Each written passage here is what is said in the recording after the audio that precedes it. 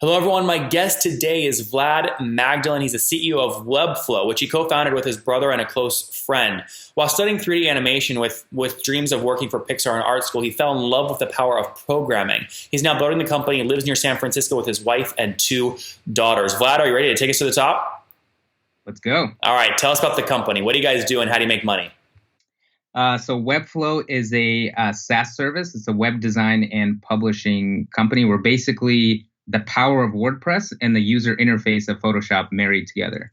So you can do really complicated marketing websites, launch them, run them in production, and have crazy design control over the whole thing. And you see this more of like a landing page tool for direct marketers, or actually like a Squarespace or a Weebly or Wix?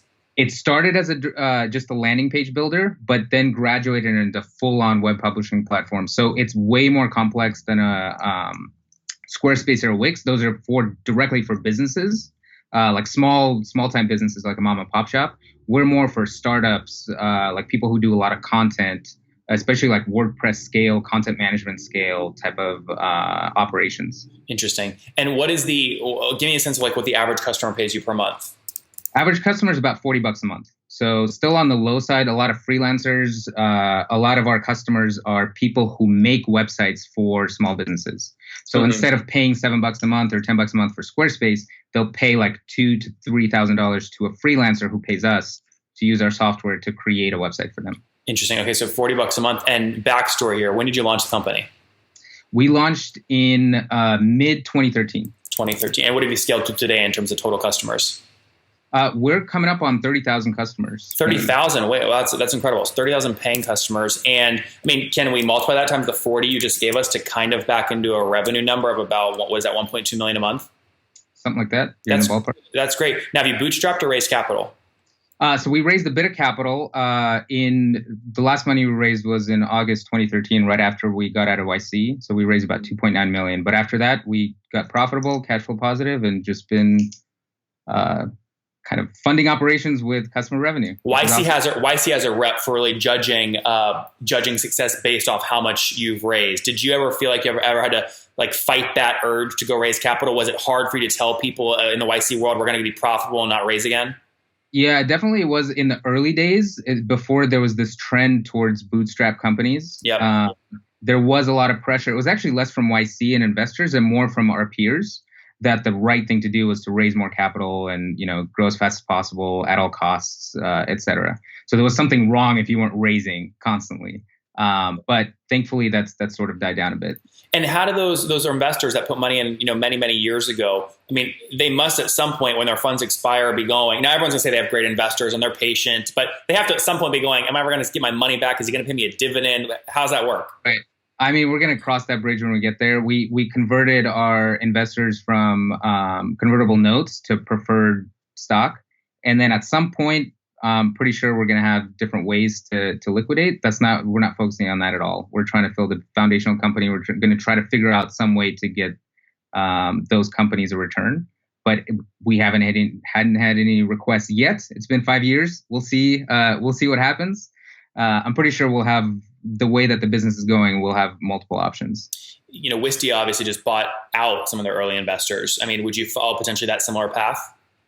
Yeah, I actually just read something about that. Potentially, I think everything's on the table. Yep. Just depending on what folks are looking for in terms of a return. Give me a sense of your growth. So 1.2 million bucks per month today in revenue, 30,000 customers, $40 a month. Where were you a year ago, July 2017? How much per month? I don't know exactly. We're growing roughly 100% year over year, so doubling year over year. We might be shy of that this year. Yep. But not by too far. Well, it gets hard to double much bigger numbers, right? So yeah, exactly. Although we've been maintaining pretty much the same growth rate over the last 3 years. It's kind of something that we're really focusing on to try to double every year. That's great. That's their big focus. Yeah, I mean, look, if that's the case, that means in July of 2016 you were doing 300 grand a month. July 2017, 600 grand a month. Today, 1.2 million a month. That's great growth. That's roughly what it was. Yeah. Yeah, and walk at this price point, churn can become an issue. What is your churn today, and how do you manage it? So we have two different profiles of churn. We have two different types of plans. One is our designer plans, which is like pure SaaS. You use the software, you export the code. That has a higher churn profile, anywhere from 4 to 5% a month. Gross logo churn? So yeah, that's customer churn. And then the other side of the business, which is much better in terms of churn, is essentially zero net revenue churn, where established customers are adding new sites every month as they get new customers, and they're adding things like hosting, custom domain hosting, and other types of hosting plans.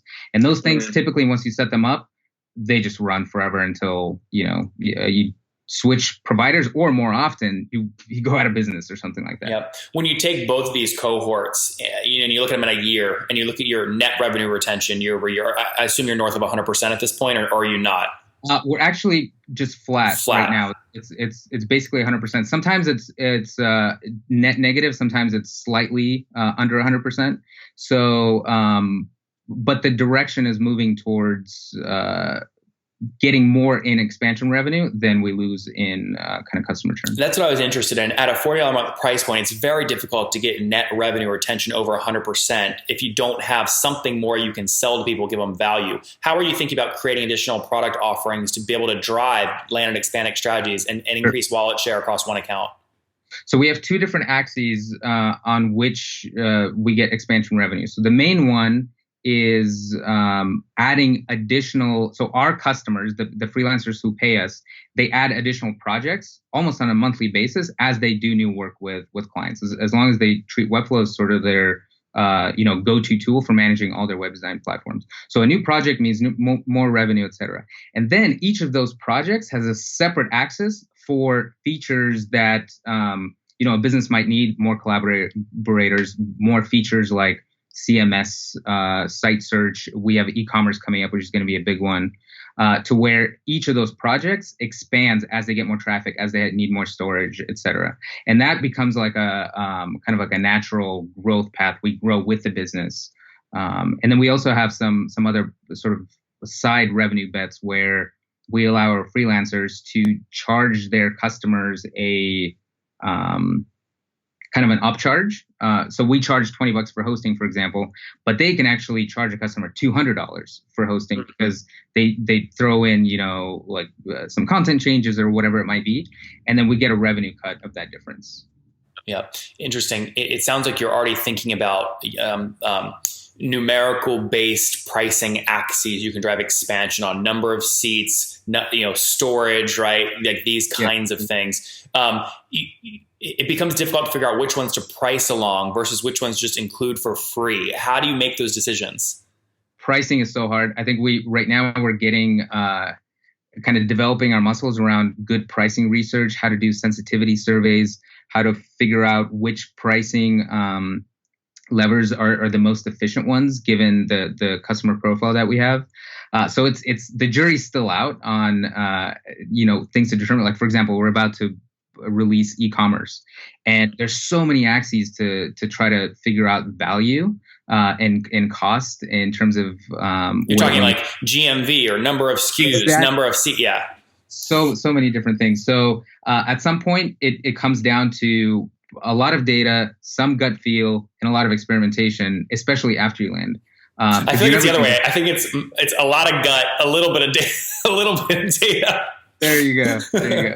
That's interesting. Okay, good.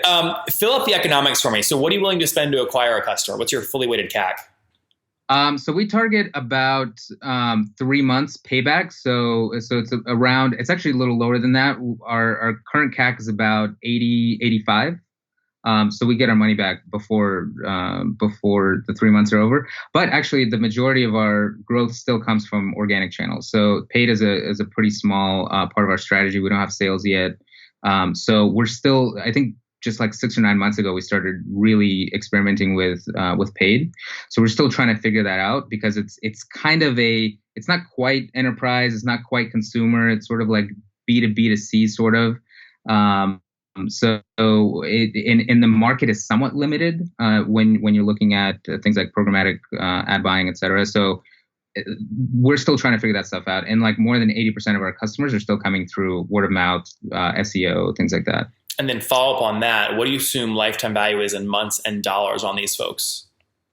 So it's a little over. It depends on the the profile of the customer, because we have a bunch of freelancers. So our average LTV is a little north of $1,000. But we have some profile of customers like team plans or agencies that are much higher than that, to where, a lot more seeds, a lot more of a like core workflow for them to have Webflow in the middle of all of their kind of marketing operations. We even have some startups like HelloSign, a bunch of other ones that switch their entire marketing team to use Webflow. In those cases, LTV is probably closer, above the 10K range, but it's still like low compared to if we were selling up to enterprises or something like that. But the cohort of like startups and agencies is still really, really small. So that's something that's kind of like a side bet for us. We still focus primarily on freelancers because they're the ones who end up at agencies. They're the ones who end up at product teams. They're the ones who end up on enterprise, and it ends up being quite infectious to where they take their tool of choice to their next gig. So assume minimum LTV is $1,000. Maybe other cases it's much higher. And what do you assume? How many years is that? Right? Do you consider 2 years, 5 years, 3 years? That's shy of 3 years. Yeah. So it's like two and a half. Yeah. Very interesting. Round out last questions here before we wrap up. Team size today. Where are you at? We're at around 65. Okay. And everyone in San Fran? No, we're about 60% remote. So many different states, many different countries. We have about just shy of 20 folks in San Francisco. Okay, 20 good San Fran remote locations. I love it. I'm doing the math. 65 people on 1.2 million a month. So that's what that 14.4 or something annually. That's cranking like a $221,000 revenue per employee, which is like way above industry average from what we've done, which is a result again of your, don't raise a ton of capital, just focus on efficient, healthy, capital efficient growth. Yep. That's great. That's really good. How many co-founders are there? Is it just you?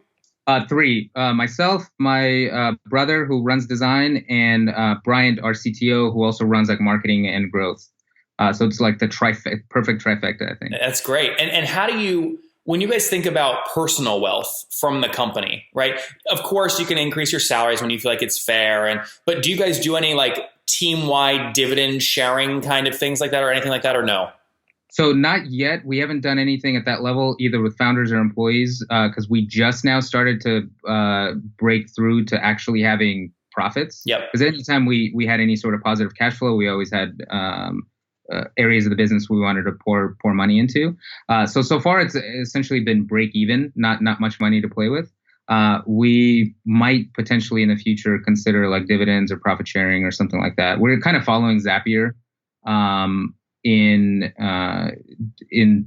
like running a profitable business that then gives you more options. You guys look very on paper Wade was on a couple months ago. You guys look very similar on paper. Oh yeah. Wade and I are friends. Wade helped us get into YC. And we work together very closely with Zapier. A lot of our customers are mutual.